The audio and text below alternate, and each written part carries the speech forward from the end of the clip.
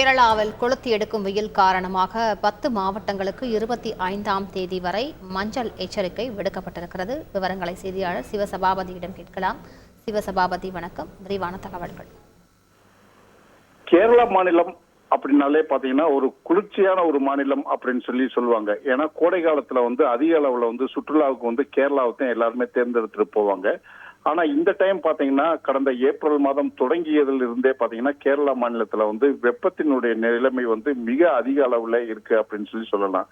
இதுல குறிப்பா பாத்தீங்கன்னா 10 மாவட்டங்களுக்கு, அதாவது பத்தனந்திட்டா, எர்ணாகுளம், கண்ணூர், ஆலப்புழா, கோட்டயம், மலப்புரம், கொல்லம், திருச்சூர், கோழிக்கோடு, பாலக்காடு ஆகிய 10 மாவட்டங்களுக்கு வரும் 25ஆம் தேதி வரைக்கும் மிக அதிக அளவுல உயர் வெப்பநிலை எச்சரிக்கை விடுக்கப்பட்டிருக்கு. இது மட்டும் இல்லாம மஞ்சள் எச்சரிக்கையும் விடுக்கப்பட்டிருக்கு. இதுல பாத்தீங்கன்னா திருச்சூர் மற்றும் கொல்லம் மாவட்டங்களுக்கு மிக அதிகபட்ச வெப்பநிலை பதிவாகும் அப்படின்னு சொல்லப்பட்டிருக்கு. மற்ற மாவட்டங்கள்ல இயல்பை விட வெயிலினுடைய தாக்கம் அதிகமாக இருக்கும் அப்படின்னு சொல்லப்பட்டிருக்கு.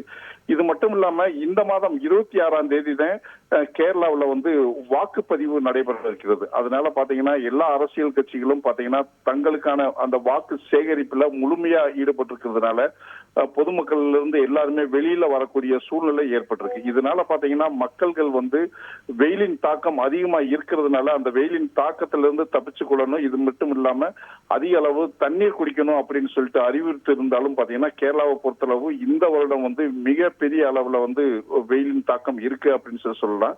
இது மட்டும் இல்லாம இந்த வெயிலின் தாக்கத்தை வச்சு ஒரு சில இடங்கள்ல மழை பெய்யக்கூடும்.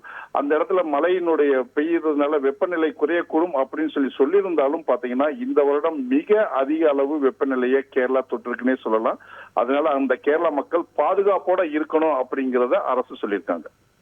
விவரங்களுக்கு நன்றி சிவசபாபதி.